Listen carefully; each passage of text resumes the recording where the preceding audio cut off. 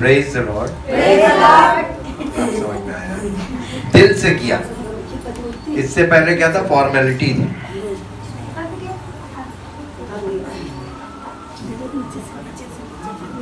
हाँ नहीं आई,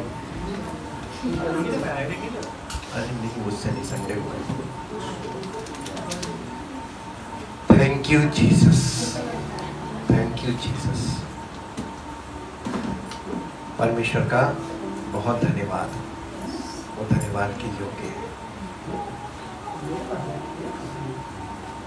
अब धीरे धीरे लोगों में नींद से जाग रहे हैं। आत्मिक तौर पर हम बात कर रहे हैं। अभी तक सब बेसुध हालत में थे। मालूम क्या? क्यों?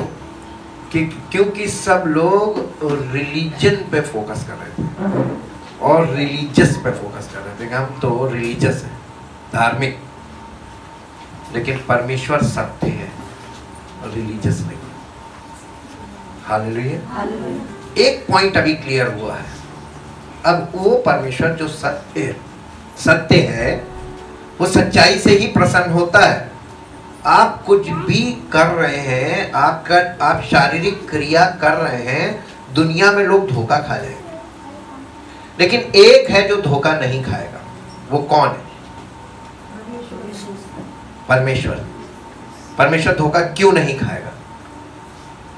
क्योंकि परमेश्वर ने हमको सत्य दिया है, सत्य का वचन और सत्य की आत्मा। और अगर इसके अकॉर्डिंग कोई नहीं कर रहा है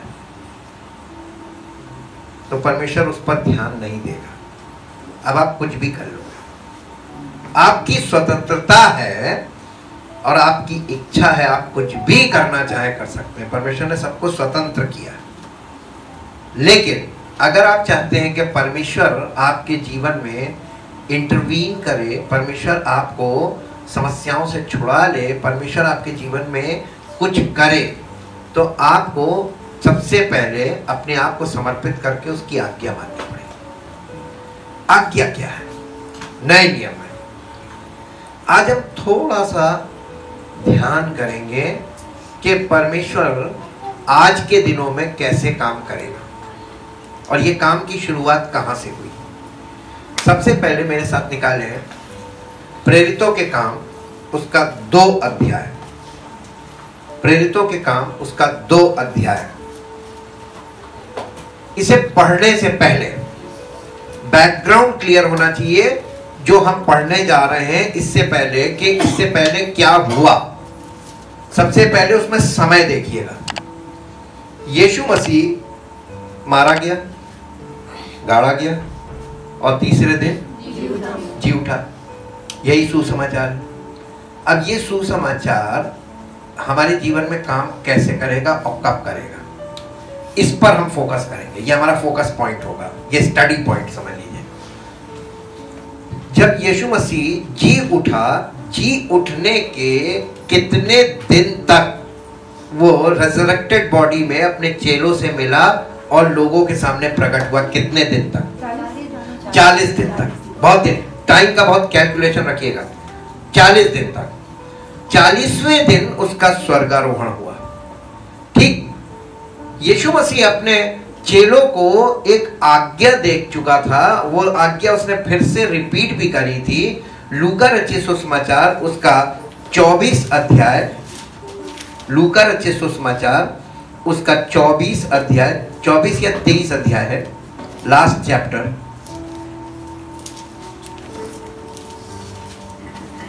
लूका 24 अध्याय का 49 पद देखिए। और देखो जिसकी प्रतिज्ञा मेरे पिता ने की है, मैं उसको तुम पर उतारूंगा, और जब तक स्वर्ग से सामर्थ ना पाओ तब तक तुम इसी नगर में ठहरे रहो। कब तक? जब तक स्वर्ग से सामर्थ। ये उनको आज्ञा दी थी। 40वें दिन उसका स्वर्गारोहण हुआ, चेले अपने अपने घर को चले गए। नहीं, क्योंकि आपको नहीं मालूम इसलिए आप कुछ बोले नहीं, चेले घर नहीं गए थे। हाँ, अब देखिए इसको इंग्लिश में पढ़ दो बेटा। This is the promise of father, and behold I will send forth upon you what my father has promised, but remain in the city Jerusalem until you are clothed with power from on high। यीशु मसीह क्या कह रहा था? तब तक उसी शहर में ठहरे रहना, जाना मत। ठीक, ये प्रॉमिस था। 40वें दिन उसका स्वर्गारोहण हुआ। ठीक, और वो सामर्थ कितने दिन बाद आई ना? 2 अध्याय का पहला पद पढ़िए। प्रेरितों के काम 2 अध्याय पहला पद। जब पेंतेकोस्त का दिन आया। कब? आपको मालूम है पेंतेकोस्त का मतलब क्या होता है? 50th डे, 50वां दिन आया। नहीं, जब 50वां दिन आया, इतना पहले समझिए। 40वें दिन उसका स्वर्गारोहण हो गया। चेले वहां पर कितने दिन तक ठहरे? 10 दिन। 10 दिन तक ठहरे। 10 दिन तक चेले वहां पर आपस में बैठकर प्रभु को स्मरण करते रहे, उसका धन्यवाद करते रहे और बाट जोते रहे। 3 चीजें थी। प्रार्थना का मतलब था वो प्रार्थना कर रहे थे। इसका मतलब, प्रार्थना का मतलब है वो प्रभु के विषय में ध्यान कर रहे थे, प्रभु का धन्यवाद कर रहे थे और प्रभु के वायदे का पूरा होने का इंतजार कर रहे थे। ये तीनों बातों को मिला दी, दिस इज कॉल्ड प्रेयर। ये थी प्रार्थना। प्रार्थना में हमेशा विषय होता है। प्रार्थना के लिए जमा होने का एक एजेंडा था। वो लोग जमा हुए थे प्रार्थना करने के लिए, नहीं कि हमको ये दे दे, हमको ये दे दे, हमको ये दे दे। वो वहां पर जमा थे यीशु मसीह की आज्ञा के अनुसार। उसने कहा था वहां पर ठहरे रहना। दूसरी बात, वो प्रभु के बातों पर स्मरण कर रहे थे कि उसने क्यों कहा है जमा रहना। उसने कहा ऊपर से तुम पर सामर्थ उतरेगी। ये क्या होगा? क्योंकि ऐसा पहले कभी हुआ नहीं था, इसकी कोई हिस्ट्री नहीं थी। तो वो इस बात में आश्चर्यचकित थे कि प्रभु पता नहीं क्या करने जा रहा है, और इसलिए वो सब एक जगह जमा थे। अब ये पेंतेकोस्त के दिन में क्या हुआ, उसके लिए बैकग्राउंड बहुत जरूरी है समझना कि पेंतेकोस्त के दिन अचानक से कुछ नहीं हुआ। Everything is according to the plan of God. अब पहले अध्याय में आ जाइए, प्रेरितों के काम का पहला अध्याय। पहले अध्याय को आप पढ़िए 6 पद से, बल्कि पहले पद से पढ़ दीजिए। हे थियोफिलस,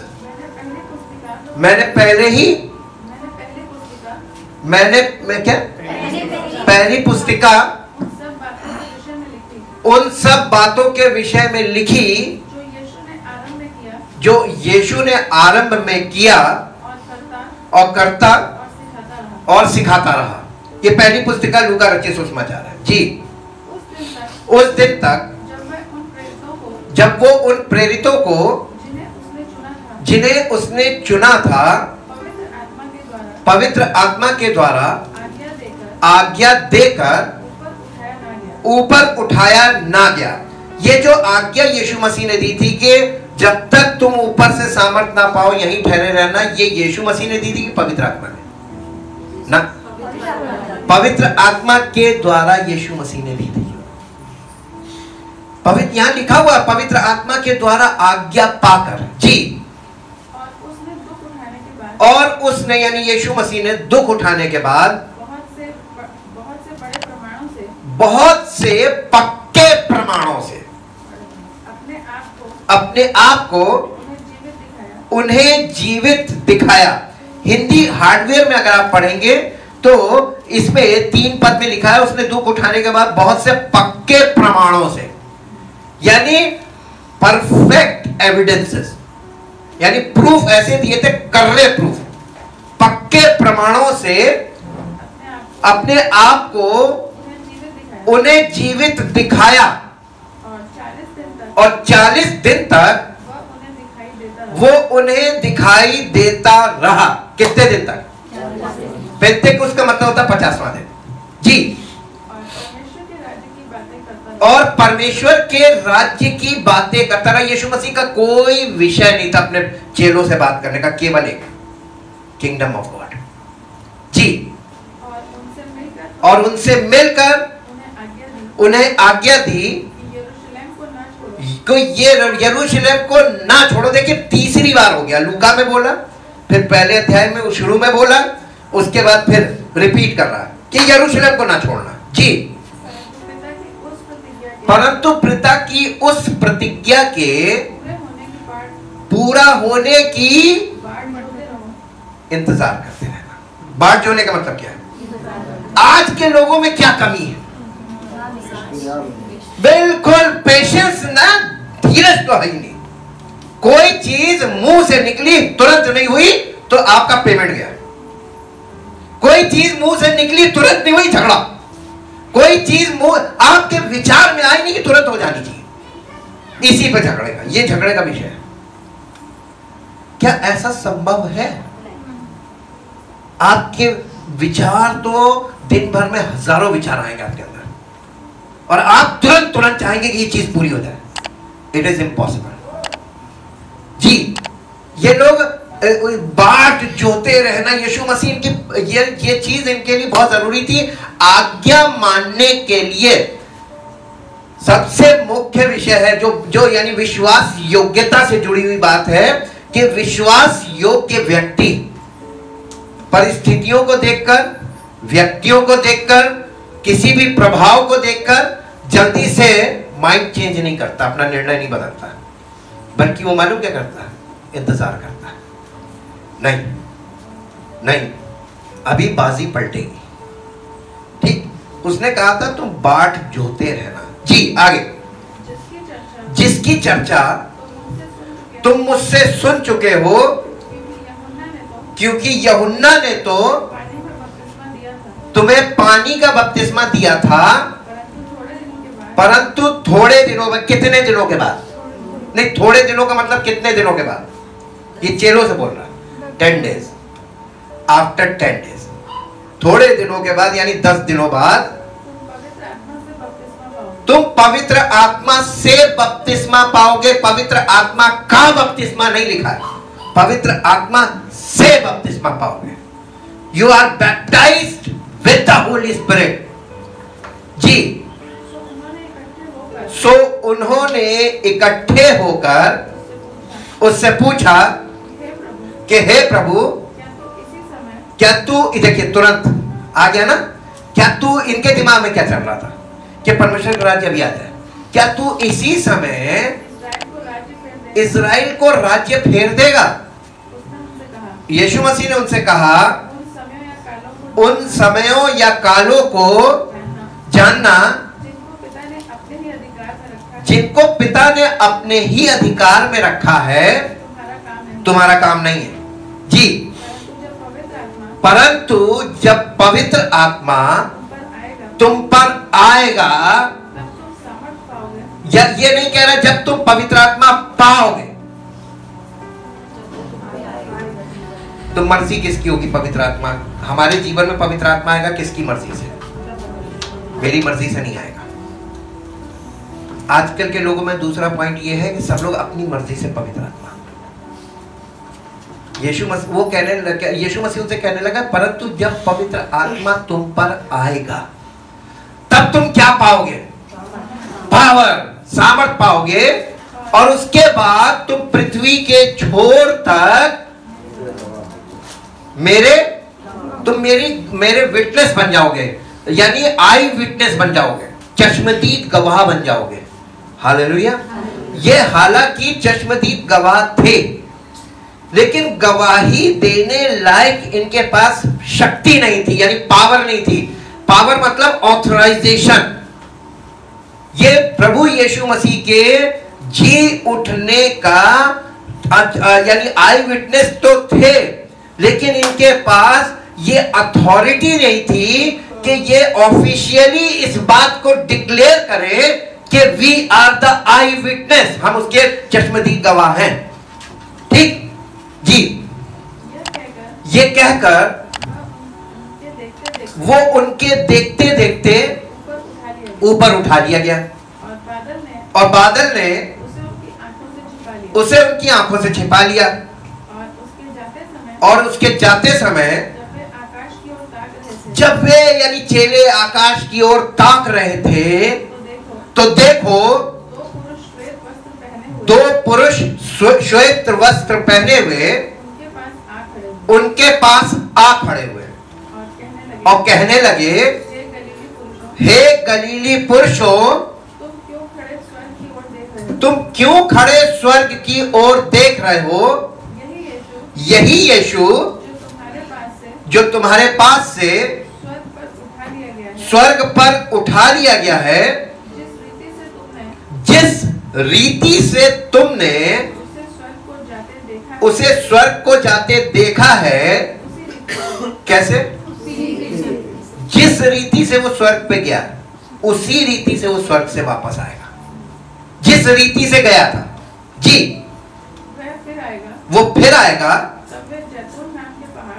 तब वो कौन सा पहाड़ था? ये इसका नाम हमेशा याद रखिएगा, जैतून नाम पहाड़।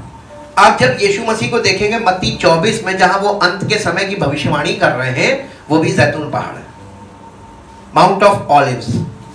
ठीक, और ये इजराइल में है। और यहां पर भी जहां यीशु मसीह का स्वर्गारोहण हुआ, ये भी माउंट ऑफ ऑलिव्स है। और ये माउंट ऑफ ऑलिव्स से यानी उस पहाड़ से उतर कर, क्योंकि वहीं पर यरूशलेम मंदिर था नीचे जी, जो यरूशलेम के निकट एक सबत के यानी पहाड़ के पास में एक सबत के दिन की दूरी का मतलब एक हफ्ते का टाइम लगता था वहां पहुंचने में। 10 दिन का टाइम क्यों रखा गया था? 50वें दिन यानी 10वां दिन, 10 दिन थे। 40वें दिन स्वर्गारोहण, 50वें दिन उसका आना। चेलों को वहां से पहाड़ से और वहां तक पहुंचने में कितना टाइम लग रहा था? एक सबत के दिन की दूरी। हाँ, एक सबत नहीं, एक सबत का मतलब एक हफ्ता नहीं हुआ मेरे ख्याल से। एक सबत का मतलब हुआ है नहीं, 10 दिन नहीं हुआ। एक सबत के दिन की दूरी का मतलब मेरे हिसाब से ये होता है कि 2 या 3 दिन की दूरी होगी, 3rd डे। ठीक, तीसरे दिन वो वहां पहुंच गए मंदिर में, 3rd डे। अभी बचे 7 डेज। ठीक, आगे पढ़िए। यरूशलेम को लौटे, और जब वो वहां पहुंचे तो वे उस अटारी पर गए जहां पतरस और यूहन्ना और याकूब और अंद्रियास और फिलिपुस और थोमा और बरतुल्मै और मत्ती और हल्फई का पुत्र याकूब और शिमोन जेलोतेस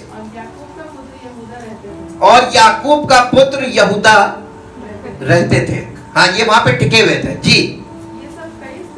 ये सब यानी ये यीशु मसीह के 11 चेले और कई स्त्रियों और यीशु की माता मरियम और उसके भाइयों के साथ एक चित्त होकर प्रार्थना में लगे रहे।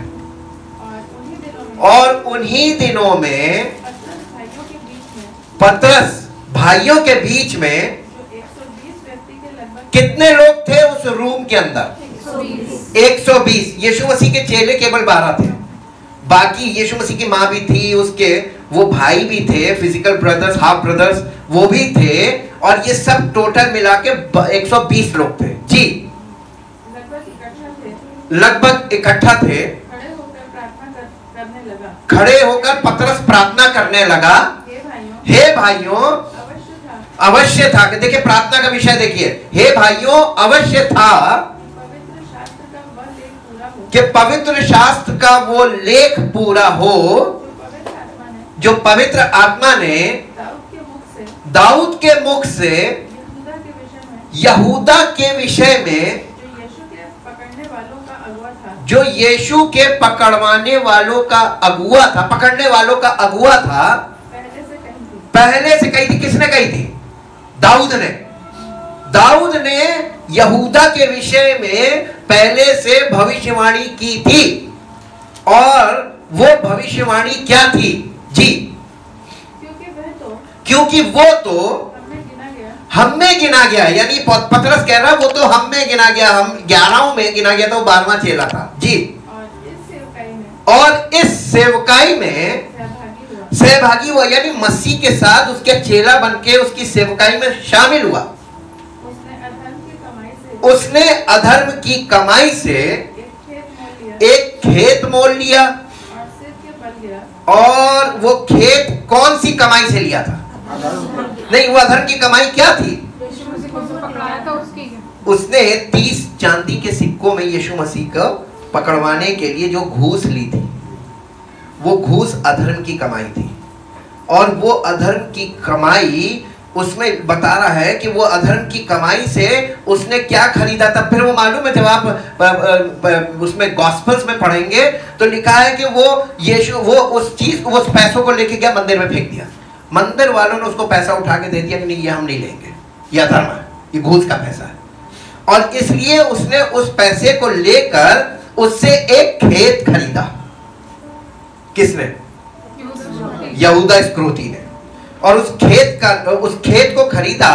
और यीशु मसीह के स्वर्गारोहण से पहले, यानी उसके साथ हुआ क्या था? अक्सर लोग कहते हैं उसने फांसी लगाई। नहीं, फांसी नहीं लगाई थी। बाइबल क्या बता रही है? यहाँ पे लिखा हुआ है बाइबल में कि उसने एक खेत खरीदा और उस खेत में वो सिर के बल गिरा और उसका पेट फट गया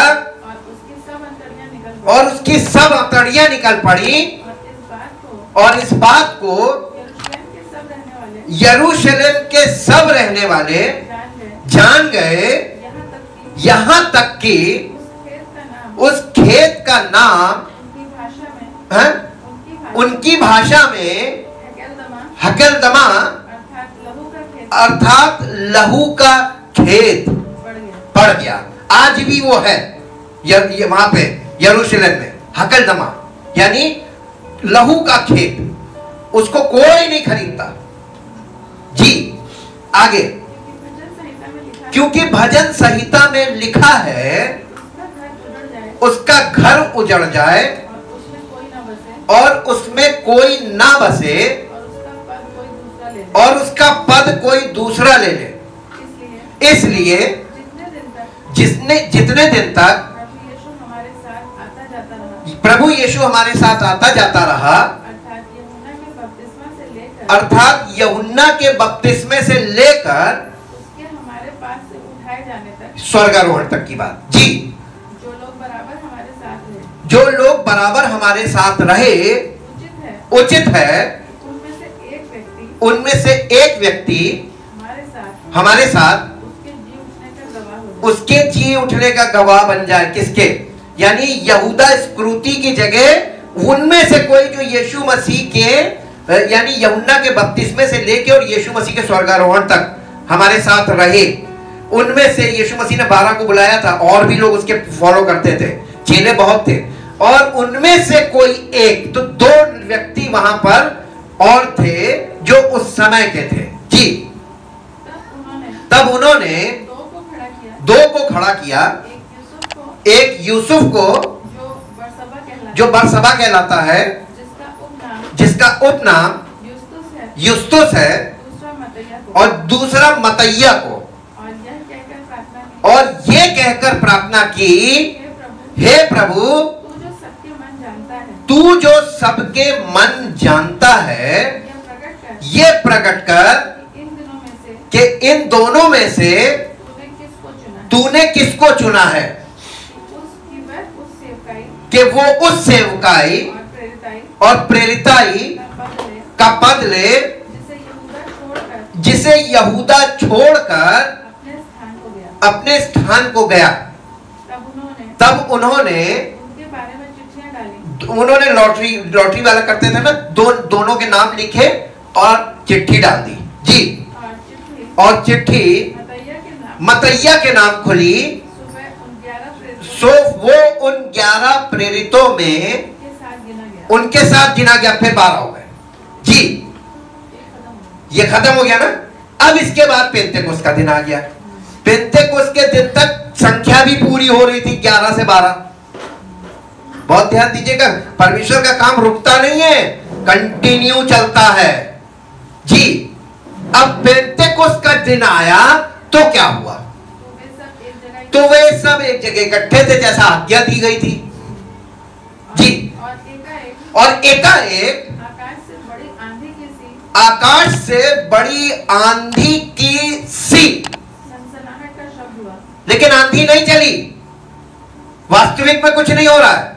यहां पर यह बताया जा रहा आंधी की सी, जैसे यीशु मसीह के ऊपर कबूतर की नाई परमेश्वर के आत्मा को उतरते किसने देखा था? यीशु ने और यूहन्ना बपतिस्मा देने वाले 2 लोगों ने।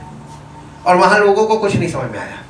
उनके लिए आकाशवाणी हुई कि ये मेरा प्रिय पुत्र है, ताकि वो सुन ले कि कुछ हुआ यहां। और इसी तरीके से यहां पर लिखा है आकाश से बड़ी आंधी की सी सनसनाहट का शब्द हुआ, और उससे सारा घर जहां वे बैठे थे गूंज गया, और उन्हें आग की सी जीभें फटती हुई दिखाई दी, और उनमें से हर एक पर 8 ठहरी। अब आप इस बात को कभी भी ये प्रकाशन की बात है, और इसको वैसे ही लिखा गया है जैसा प्रकाशन था। अब आपको थोड़ी देर के लिए लेके चलते हैं निर्गमन की पुस्तक में। चलिए उसके 19 अध्याय में, निर्गमन उसका 19 अध्याय, निर्गमन की पुस्तक उसका 19 अध्याय के पहले पद से पढ़िए। इस्राएलियों को मिस्र देश से निकले हुए जिस दिन 3 महीने बीत चुके, उसी दिन वे सिनै के जंगल में आए। और जब वे रफीदीम से कूच करके सिनै के जंगल में आए, तब उन्होंने जंगल में डेरे खड़े किए, और वहीं पर्वत के आगे इस्राएलियों ने छावनी डाली। तब मूसा पर्वत पर परमेश्वर के पास चढ़ गया, और यहोवा ने पर्वत पर से उसको पुकार कर कहा, याकूब के घराने से ऐसा कह, और इस्राएलियों को मेरा ये वचन सुना कि तुमने देखा है कि मैंने मिस्रियों से क्या क्या किया। तुमको मानो का पक्षी के पंखों पर चढ़ाकर अपने पास ले आया हूं। इसलिए अब यदि तुम निश्चय मेरी मानोगे तो, और मेरी वाचा का पालन करोगे, और सब लोगों में से तुम ही मेरा निज धन ठहरोगे। समस्त पृथ्वी तो मेरी है, और तुम मेरी दृष्टि में याजकों का राज्य और पवित्र जाति ठहरोगे। जो बातें तुझे इस्राएलियों से कहनी है वो यही है। तब मूसा ने आकर लोगों के पुरनियों को बुलवाया, और ये सब बातें जिनके कहने की आज्ञा यहोवा ने उसे दी थी, उनको समझा दिया। और सब लोग मिलकर बोल उठे, जो कुछ यहोवा ने कहा है वो सब हम नित करेंगे।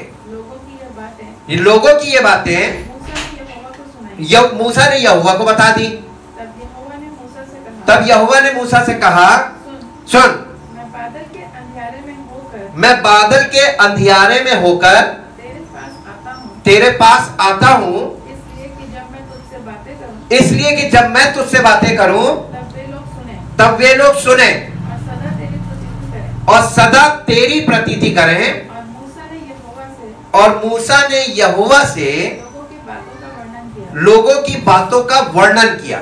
तब यहोवा तब यहोवा ने ने मूसा से कहा, मूसा से कहा, लोगों के पास जा लोगों के पास जा और उन्हें आज और कल पवित्र करना, और उन्हें आज और कल पवित्र करना और वे अपने वस्त्र धो लें। और वे अपने वस्त्र धो लें। और वे तीसरे और वे तीसरे दिन दिन तैयार हो रहे, क्योंकि तीसरे दिन यहोवा सब लोगों के देखते यहोवा सब लोगों के देखते सिनै पर्वत पर उतर आएगा। कहां? सिनै पर्वत पर उतर आएगा। जी। और तू लोगों के लिए चारों ओर बाड़ा बांध देना, चारों ओर बाड़ा बांध देना और उनसे कहना और उनसे कहना कि तुम सचेत रहो कि पर्वत पर ना कि पर्वत पर ना चढ़ो चढ़ो उसके सिवाने को भी ना और उसके सिवाने को भी ना छूना, और जो कोई पहाड़ को छुए और जो कोई पहाड़ को छुए वह निश्चय मार डाला वो निश्चय मार डाला जाए। जाए। जी।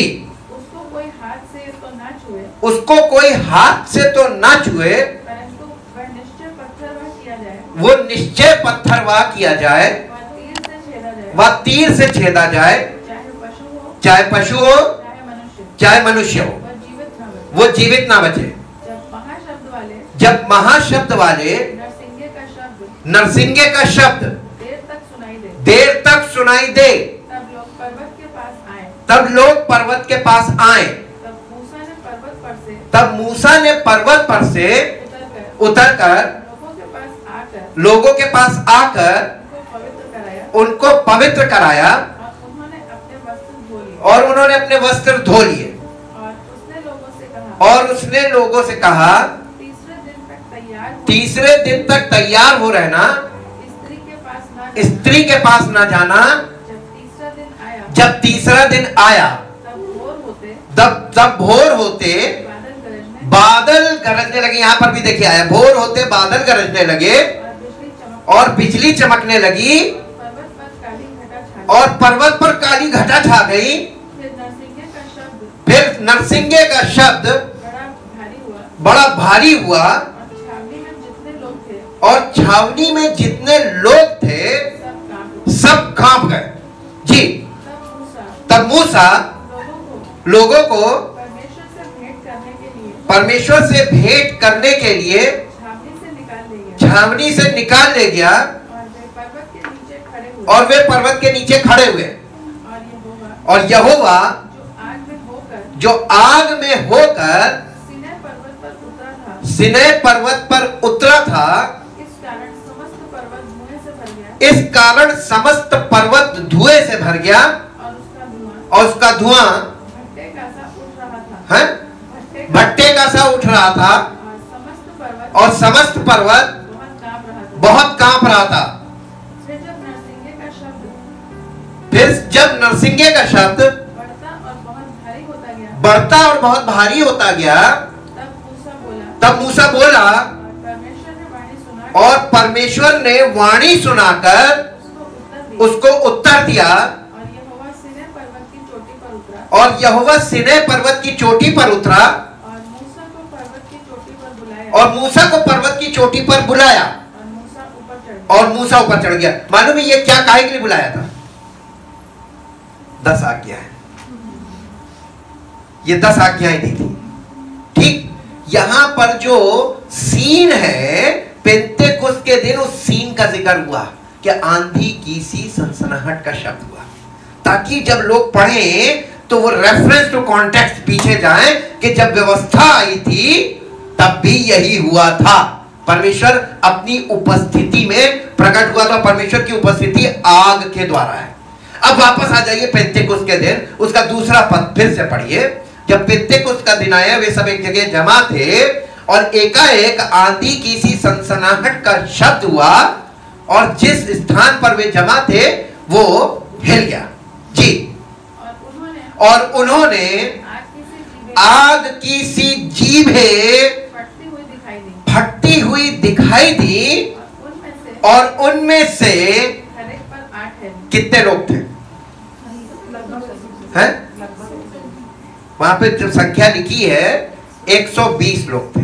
लगभग नहीं, एक्यूरेट है, क्योंकि बाइबल में संख्या दी हुई है।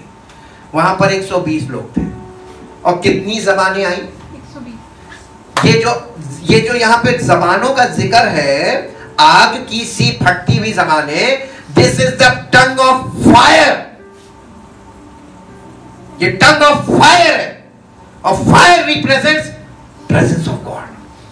टंग ऑफ फायर का मतलब परमेश्वर की उपस्थिति, उसकी यानी अथॉरिटी को दिखा रही है कि जिन पर आ गई वो अथॉरिटी हो गए कि वो उनके द्वारा परमेश्वर बात करेगा। अब परमेश्वर उनके द्वारा बात करेगा उनकी। और देखिए, टंग ऑफ फायर उनके ऊपर, कहां पे आई? ऊपर। और उनमें से हर एक पर आकर ठहर गई। पढ़िए इसको। वो आग की सी फटती हुई जबानें आई और उनमें से प्रत्येक के ऊपर 8 ठहरी। इंग्लिश में पढ़ दो बेटा इसको। And there appeared to them And there appeared to them tongues resembling fire. tongues, देखिए tongues है resembling fire, आग की सी। उन्हें आग की जबान दिख रही थी, टंग ऑफ फायर दिख रही थी, लेकिन वो टंग ऑफ फायर ये उनको दिख रहा था वहां पे, और वो उनमें से हर एक के ऊपर आके ठहर गई। कितने लोग थे? 120। परमेश्वर कभी भी पक्षपात नहीं करता है। 120 लोगों ने आज्ञा मानी। 120 लोगों के पास वो योग्य थे। 120 लोग जो यीशु मसीह के चश्मदीद गवाह थे, उसके मृत्यु और पुनरुत्थान के, उसकी डेथ, बरियल और रेजरेक्शन के। ये खूबी थी।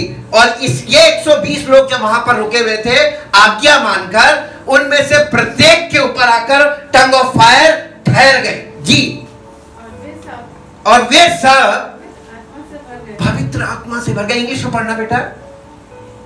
Which was separated Which was separated and distributed and distributed and which settled on each one of them. And they were all filled, And they were all filled, diffused throughout their souls with with the Holy Spirit and began to speak in other different foreign languages, tongues, as the Spirit kept giving them as the Spirit kept giving them clear and loud expression in each tongue in appropriate words. Hallelujah. ये बहुत बड़ी understanding का point है। ये tongue of fire आई और tongue of flash को टंग of fire ने capture कर लिया।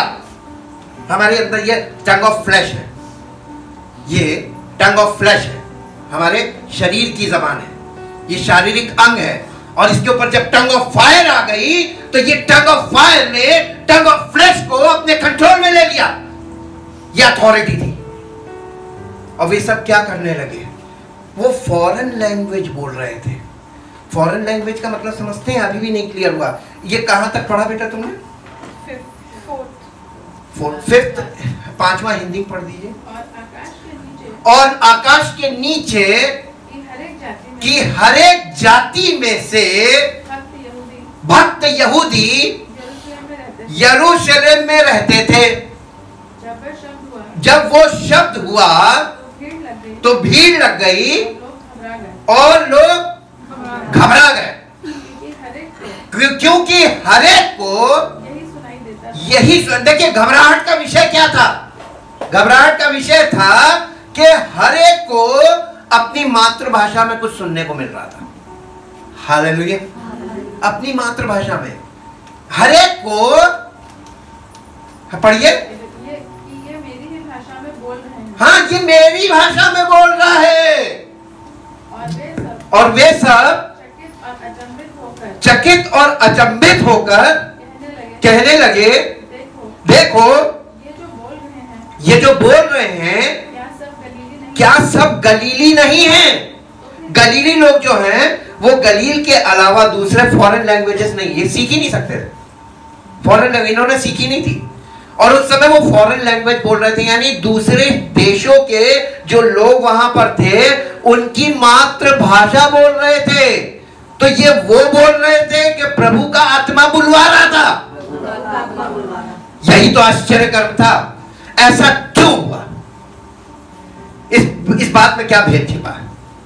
इस बात का भेद यह है कि पेंतेकोस्त के दिन जब परमेश्वर का आत्मा उतरा, तो परमेश्वर का आत्मा, ये परमेश्वर ने दिखाया कि यीशु मसीह ने समस्त मानव जाति के पापों के लिए सारा काम पूरा कर दिया, और अब परमेश्वर की धार्मिकता उस पर विश्वास करने वाले को मिल सकती है बिना शर्त के। इसको ग्रेस पीरियड बोलते हैं। अनुग्रह का समय शुरू हो गया। Declaration of the new era, ये नए युग का डिक्लेरेशन था फ्रॉम गॉड, परमेश्वर की ओर से। और इसी के लिए ऑथराइज्ड पर्सन के द्वारा ही परमेश्वर काम करता है। यीशु मसीह के चुने हुए लोग, उसके साथ रहे लोग, जो उसके चश्मदीद गवाह थे, उसकी मृत्यु, उसके बरियल और उसके पुनरुत्थान के, वो लोग, उनके द्वारा परमेश्वर की आत्मा ने इस कार्य को शुरू किया। हालेलुया। अब आपको पता चला ये हुआ था पेंतेकोस्त के दिन। पेंतेकोस्त के दिन हर भाषा के लोगों को सुसमाचार सुनने को मिल रहा था, उनकी अपनी मातृभाषा में। और सुनाने वाला कौन था? Spirit of God. वेसल्स तो हम और आप हो सकते हैं, वो बर्तन हम और आप हो सकते हैं, जैसे उसने मनुष्यों को बर्तन के रूप में यूज किया। Tongue of flash when contact with the tongue of fire, तब उसकी सामर्थ्य आधिकारिक तौर पर काम करेगी, वरना नहीं। अब मेरे साथ जल्दी से एक पद निकालिए जो आपको मिलेगा इब्रानियों की पत्री, इब्रानियों की पत्री, उसका 12 अध्याय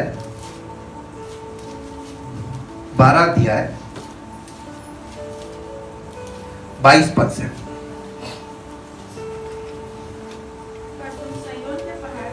पर तुम सयोन के पहाड़ के पास और जीवते परमेश्वर के नगर स्वर्गीय यरूशलेम के पास और लाखों स्वर्गदूतों और उन पहलोठों की साधारण सभा और कलीसिया जिनके नाम स्वर्ग में लिखे हुए हैं, और सबके न्यायी परमेश्वर के पास और सिद्ध किए हुए धर्मियों की आत्माओं और नई वाचा के मध्यस्थ यीशु और छिड़काव के उस लहू के पास आए हो जो हाबिल के लहू से उत्तम बातें कहता है। सावधान रहो, इसलिए सावधान रहो और उस कहने वाले से मुंह न मोड़ो, क्योंकि वे लोग, कौन? ये इस्राएली लोग, क्योंकि वे लोग जो पृथ्वी पर के चेतावनी देने वाले के से मुंह मोड़कर ना बच सके, तो हम स्वर्ग पर से चेतावनी देने वाले से मुंह मोड़कर क्यों कर बच सकेंगे? उस समय यानी मूसा के समय में तो उसके शब्द ने पृथ्वी को हिला दिया था। अभी मैंने पढ़वाया ना, पृथ्वी हिल रही थी, पहाड़ कांप रहा था। उस समय उसके शब्द ने पृथ्वी को हिला दिया था, पर अब उसने ये प्रतिज्ञा की है कि एक बार फिर मैं केवल पृथ्वी को नहीं वरन आकाश को भी हिला दूंगा। और ये वाक्य एक बार फिर इस बात को प्रकट करता है कि जो वस्तुएं हिलाई जाती हैं वे सृजी हुई वस्तुएं होने के कारण टल जाएंगी, यानी गिर जाएंगी, ताकि जो वस्तुएं हिलाई नहीं जाती वे अटल बनी रहे। अब जल्दी से एक पॉइंट पे आइए, मैं प्रार्थना में जा रहा हूं। मत्ती रचित सुसमाचार उसका 24 अध्याय उसका 13 और 14 पद पढ़िए।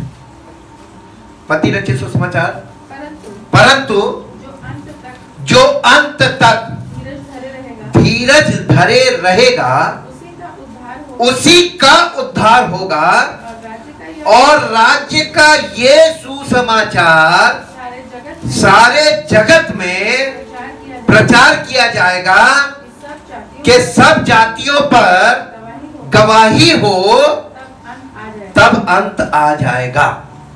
वर्ल्ड ऑर्डर का अंत आ रहा है, लेकिन ये अंत कब आएगा? ये राज्य का ये सुसमाचार। इंग्लिश में पढ़ दो बेटा, ज्यादा क्लियर हो जाएगा। 13-14। But he who endures to the end, who endures to the end. Endures का मतलब क्या होता है ना? ये बहुत सरल भाषा हो गई, सब्र रखना। आपकी माइंड में सब्र का मतलब है चुपचाप बैठे रहना, नहीं। सब्र का मतलब मालूम, यहाँ पे एंड्योर का मतलब क्या होता है? आप उसके कारण कष्ट उठा रहे हैं, लेकिन शिकायत नहीं कर रहे हैं कि हमको कोई शिकायत है, हम सह रहे हैं। प्रभु में बने रहने के लिए, उस विश्वास में बने रहने के लिए आपको बहुत झेलना पड़ेगा, और आप झेलते रहेंगे लेकिन शिकायत नहीं करेंगे। अक्सर लोग मालूम क्या करते हैं? अरे देखो प्रभु के पीछे हम इतना झेल रहे हो, देखो प्रभु तुम देख नहीं रहे हो हम इतना झेल रहे तुम्हारे पास है। हाँ, आप उसके कारण क्या झेल रहे हो जो आपके कारण झेल चुका? यही मोहब्बत है। आपका प्रेम तो ऐसा होना चाहिए, प्रभु हम आपके लिए सब कुछ सहेंगे, हर परिस्थिति को झेलेंगे, because of the love of God. आपने जो प्यार किया उसका हम कीमत नहीं दे सकते। प्यार की कोई कीमत नहीं होती है, प्यार की वैल्यू होती है। आप उसकी वैल्यू समझिए। एंड्योर का मतलब होता है जिस परिस्थिति में है प्रभु में बने रहे उसी परिस्थिति के साथ। एक व्यक्ति है संसार में जिसका ना हाथ है ना पैर है, कुछ नहीं है, पास्टर निक। आप गूगल में सर्च करके देखिए, उसके वीडियो देखिए, वो परमेश्वर की सेवा करता है, उसका कुछ भी नहीं है, एक पैर का पंजा है, लेकिन वो उस परिस्थिति में भी कोई शिकायत नहीं करता, बल्कि खुश रहता, कहता प्रभु मैं तेरा धन्यवाद करता हूं, मैं इस हालत में भी तेरी सेवा कर सकता हूं। इसका मतलब है एंड्योरेंस। एंड्योरेंस का मतलब जिस हालत में आप है वैसे ही रहो। हालेलुया। बहुत कठिन चीज है। और जो अंत तक, यानी उसके दोबारा आने तक वो जिस हालत में वैसे ही बना रहेगा, प्रभु के साथ बना रहेगा, वो ही उद्धार पाएगा। उसके बाद क्या लिखा हुआ है इंग्लिश? हाँ, and this good news of the kingdom, and this good news of the kingdom, the gospel will be preached throughout the whole world as a testimony to all the nations, and then will come the end. Thank you Jesus. आप और हम बहुत नजदीक हैं इस समय के। स्वर्ग पे से चेतावनी देने वाला कौन है मालूम है? पवित्र आत्मा। वो आ गया है, और अब वो पृथ्वी पर मानव मिट्टी के बर्तनों में होकर काम कर रहा है। Thank you, thank you, thank you, thank you, thank you Jesus. परम पिता परमेश्वर, हम आपका दिल से धन्यवाद करते हैं आपके वचन के लिए जो पूर्ण सत्य है। आपके वचन की सत्यता को हम पढ़ के और सुन के समझ तो सकते हैं, लेकिन उस सत्यता को अपने जीवन में बिना पवित्र आत्मा की सामर्थ्य के ग्रहण नहीं कर सकते, और बिना पवित्र आत्मा की सामर्थ्य में हम बिना पवित्र आत्मा की सामर्थ्य के उस चीज को अपने जीवन में बनाए नहीं रख सकते। हमें प्रभु में बने रहने के लिए और प्रभु के साथ संबंध बनाए रखने के लिए हमें पवित्र आत्मा की उपस्थिति अनिवार्य है। इसके लिए हम आपका धन्यवाद करते हैं कि आपने हमारे लिए अवेलेबल तो किया है, लेकिन हम अपने स्वभाव के कारण कई बार ऐसी मानसिकता और ऐसी सोच विचार करने लगते हैं जिससे पवित्र आत्मा शोकित होता है। प्रभु हमें आपके निरंतर आपके वचन में बने रहने के लिए आवश्यक है, ताकि वचन हमको पवित्र आत्मा के साथ संबंध बनाए रखने में सहायता करे। वो हमारी कमी दिखाए ताकि हम अपनी उन कमियों पर जयवंत हो पवित्र आत्मा की सामर्थ्य के द्वारा, और हमारा जीवन प्रभु के योग्य रहे, ताकि जब वो आए तो वो हमको ग्रहण करे, हम हर परिस्थिति में उसके योग्य बने रह सके। धन्यवाद करते हैं पिता परमेश्वर, और आपके वायदों के लिए धन्यवाद करते हैं। आप अपने वायदों को पूरा करने में हमेशा ऑन राइट टाइम काम करते हैं, इसलिए प्रभु सारी महिमा आपको देते हैं, सारा आदर आपको देते हैं, और आपके पवित्र आपके इकलौते पुत्र प्रभु यीशु मसीह के लिए धन्यवाद करते हैं, और उसके द्वारा जो हमें पवित्र आत्मा की सामर्थ्य दी गई है, पवित्र आत्मा व्यक्ति के तौर पे आया है, ताकि हमारे जीवन में उस कार्य को पूरा करें जो प्रभु यीशु मसीह ने शुरू किया है। हम सबके जीवन में वो कार्य हो कंटिन्यू, और हम इस कार्य में उसके साथ सहयोगी बन जाए, ताकि उसकी सामर्थ्य प्रकट हो और उसकी महिमा यीशु मसीह के नाम से। आमीन। Thank you Jesus. अपने स्थानों पे खड़े